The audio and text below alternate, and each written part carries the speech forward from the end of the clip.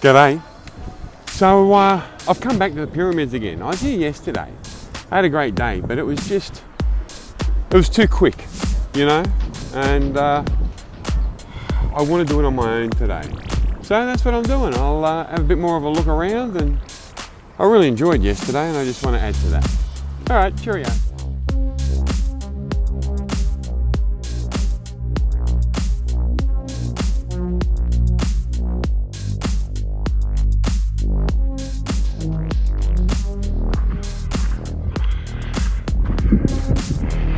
All this area is all the burial chambers of the architects and the workers, and it's below the pyramids.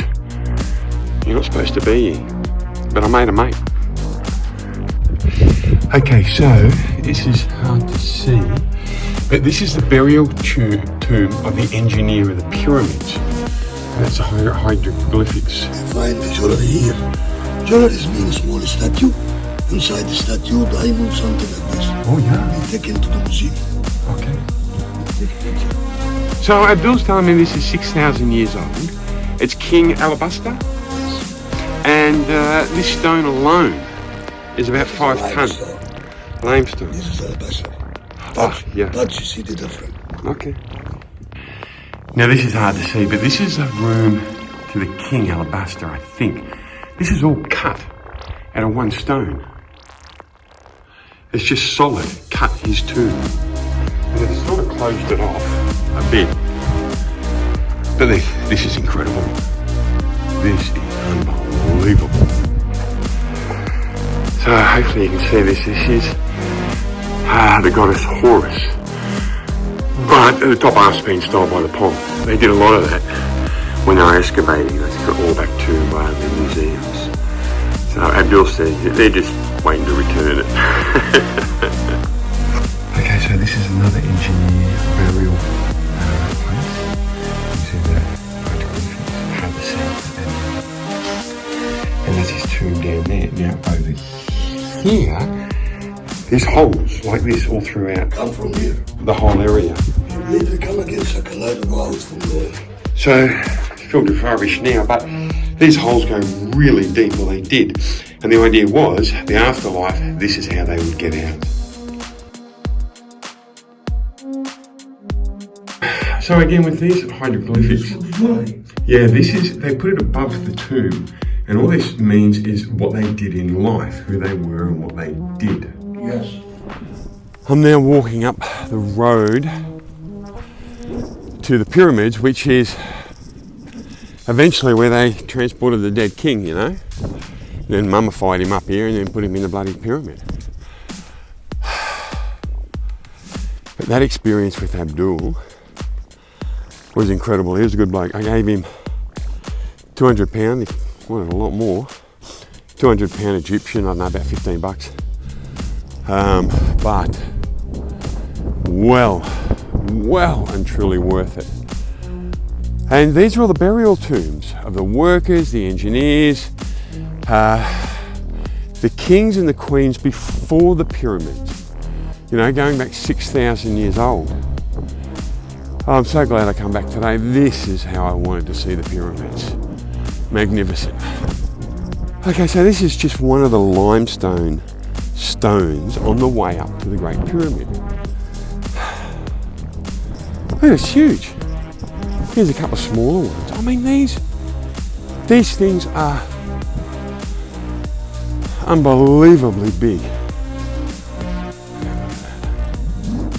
Look at that.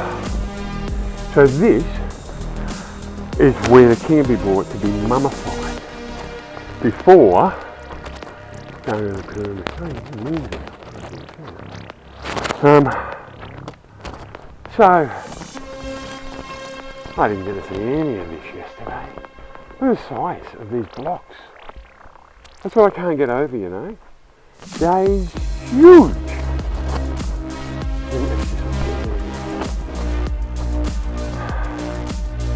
That's what I watched yesterday. This. So I'm just looking at these. These are granite blocks. And you can see the way they've chiseled them.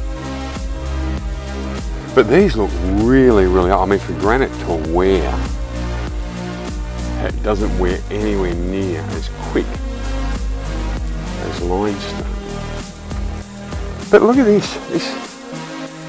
Why would you build all of this, you made it all beautiful and straight and great foundations, and then these are in here, these granite blocks, but it's like they've butted the limestone up to the granite, like the granite was already here. Because I can't see any other reason. Well, I don't know. Look at the joins. Look at that. Look at that. But I can't see any other, and you can see all the granite lying around. And these would be bloody heavy. Why they do something like this, all straight and beautiful and everything else. And then, like I said, it looks like the granite's been here, and then the limestone's been butted up to it, and this is part of the foundations. Oh, I don't know, I just like questioning everything. Always bloody hell. Got me in more trouble than it's worth, but anyway.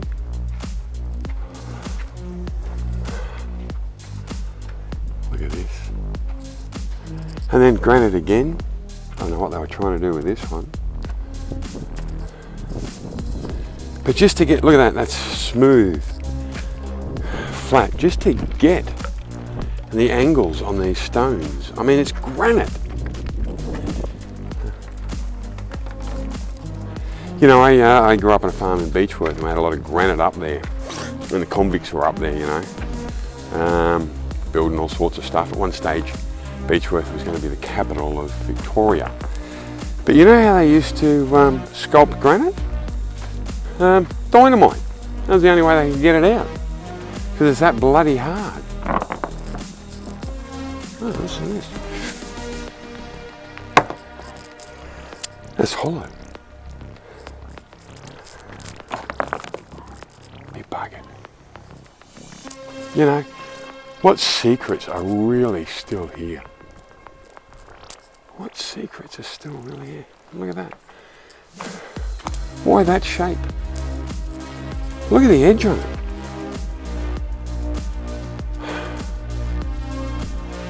And that's still, God.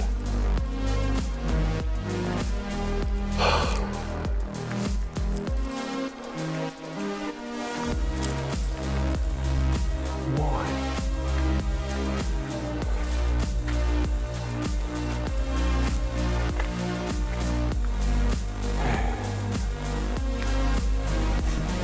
Now these are all old tombs and tunnels. The whole area is filled with tunnels, apparently going as far as Luxor, which is about 10-hour car drive away, just to give you an idea. And you can see here how far into the rock they had to dig before they got the foundations right. Like, that's a lot of digging. You know, and again, apparently we did all this with copper in the Copper Age. Copper chisel and copper hammer. Really? And you know how we got the stones also baby face smooth? With a rock. Yep, just grinding it down with a rock. Yeah, okay. Look, I don't know how we did it, but I'm calling bullshit on that.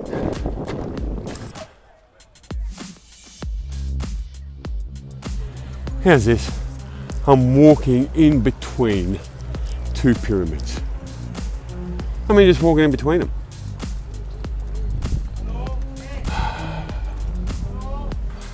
So I'm walking on the base of the Great Pyramid, Khufu. Look at this. Flat as anything, joins still incredible. And this Khufu's 4,500 years. I think it's a hell of a lot older But 4,500 years. Look at the joins. Look at that. I'm looking, and you can't even see the top from down here. It's that huge. Look at the size of the rocks.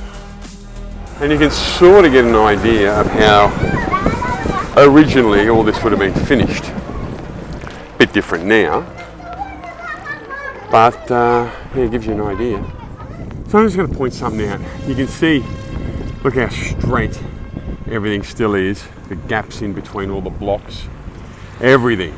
And this is apparently, 4,500 years old. It's what we built. What's this? Maybe 20 years old? Maybe? Look at it. Like a dog's dinner. It's all over the place. The gaps, mate. And this is what I keep seeing every time I visit any of these archaeological wonders, is that what we were doing 5,000 to 10,000 years ago can't be replicated today with all the money, the wealth, the manpower, the technology, the machinery. This is the best we can do. What the bloody hell happened? What the bloody hell happened?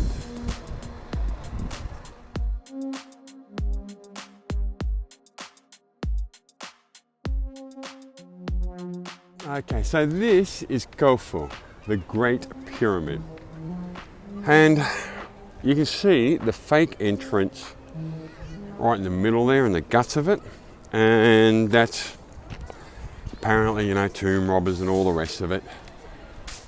They break in there. And then you can see a tiny little hole there with a couple of blokes sitting down where they charge you to go inside and see the king's tomb, king's burial chamber. But how's this? It's not finished. That's right, it's not finished. So, hang on. You've spent 20 years building this.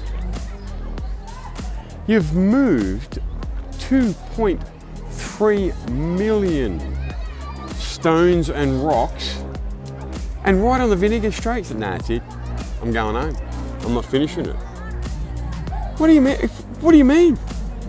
It's all done. So how can it not be finished? I'm calling bullshit on this too. Something's not right. You build all of this, everything, and right at the last bit, nah, I don't feel like doing it anymore. I'm going home. I don't know. Now these are the smaller periods right at the base of Khufu, the Great Pyramid. I don't know a lot about these. I don't know how old they are or what kings are in them. But yeah.